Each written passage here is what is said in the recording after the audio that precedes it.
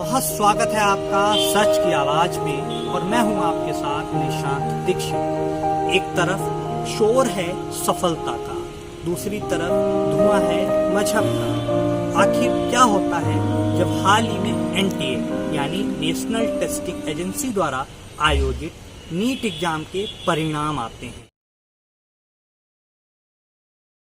पूरे देश में सियासी से लेकर आम लोगों के बीच एक हलचल सी मच जाती है। अब वो क्या है हलचल, मैं आपको बताता हूँ। सबसे पहले तो मैं आपको बताता हूँ कि नीट एग्जाम क्या है। NEET exam medical entrance exam है। अब आखिर क्यों है नीट चर्चा में, इस पर करते हैं चर्चा।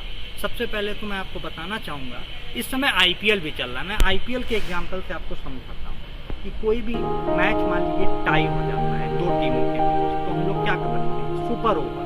मान लीजिए सुपर ओवर भी टाई हो जाता है तो उसके लिए भी कुछ कंडीशंस हैं। इसी तरह से कोई भी एग्जाम होता है नेशनल लेवल का तो उसकी कुछ क्राइटेरिया होते हैं कि आखिर रिजल्ट आएगा कैसे, क्या होगा, ये सब पहले से डिसाइड होते हैं और हर साल थोड़ा बहुत चेंज के साथ चलते रहते हैं। अब बात यह है कि एग्जाम में भी यही हुआ। इस नीट में दो बच्चों के, एक का नाम है शोएब, एक का नाम है आकांक्षा।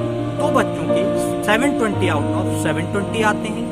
इसके लिए तो मैं सबसे पहले उन बच्चों को बधाई देना चाहता हूं और गर्व महसूस करता हूं कि हमारे देश में कहीं ना कहीं शिक्षा में सुधार हो रहा है, बच्चे आगे बढ़ रहे हैं। मगर फिर इसको लेकर इतना बवाल क्यों? बवाल इसलिए कि जब रैंकिंग लिस्ट जारी होती है तो एक मैंने नाम बताया शोएब, क्योंकि शोएब मुस्लिम है उसका नाम पहले और आकांक्षा हिंदू है उसका नाम बाद में। मगर इसमें हिंदू मुस्लिम नाम से कुछ है ही नहीं, उसको समझने वाली बात है। ये केवल एक प्रोपोगेंडा है।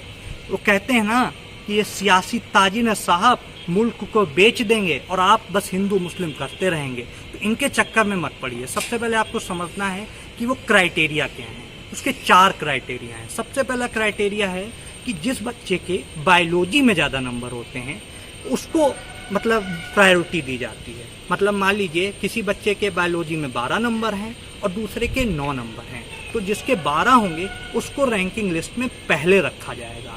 अगर मान लीजिए दोनों के बायोलॉजी में भी 12 हो जाते हैं, वैसे ये इत्तेफाक की बात है, होते नहीं हैं अमूमन, हो गए हैं तो फिर दोनों लोगों के 12 हो जाते हैं तो हम सेकेंड स्टेप पे जाते हैं, हम केमिस्ट्री को चेक करते हैं कि केमिस्ट्री में किसके ज़्यादा नंबर हैं। अगर बाई चांस वहाँ भी सेम केस हो जाता है तो हम चेक करते हैं कि सारे सब्जेक्टों में रॉन्ग आंसर किसके ज़्यादा है। मतलब ऐसे आंसर जो गलत हों, निगेटिव मार्क वाले नहीं, जो गलत हों, मतलब जिसमें 0 मिला हो। तीसरा क्राइटेरिया भी मान लीजिए सेम हो जाता है तो चौथे क्राइटेरिया पे जाते हैं, उम्र के क्राइटेरिया पे। जिसकी उम्र ज़्यादा होती है उसको हम रैंकिंग लिस्ट में प्रायोरिटी देते हैं और पहले नाम लिखते हैं। अब यहाँ इसमें कहाँ पर मजहब है मुझे बताएं। एक चीज़ मैं पूछना चाहूँगा उनसे जिनके 40 नंबर आते हैं और आईआईटी में सिलेक्शन हो जाता है और 80 नंबर वाले का नहीं होता है, तब तो वे लोग नहीं बोलते क्योंकि वो आरक्षण का सवाल है। ये है हमारे देश का हाल। तो मेरा आप सभी से विनम्र अनुरोध है, इस धर्म को लेकर, इस प्रोपोगेंडा को कोई भी खबर आती है तो उससे पहले जांचिए, परखिए, समझिए। फिर भी नहीं समझ में आती है तो आइए सच की आवाज़ के साथ मेरे चैनल में और जानिए मुझसे। मैं आपको बिल्कुल परख के एक एक बिल्कुल विधिवत तरीके से दूंगा सच की आवाज़, जो आपको रखता है सबसे आगे। तो मैं आशा करता हूँ आप मेरे चैनल को लाइक करेंगे, सब्सक्राइब करेंगे। जय हिंद, जय भारत, बहुत बहुत शुक्रिया। ऐसे ही ताज़ा तरीन खबरों से अवगत रहने के लिए देखते रहिए सच की आवाज़।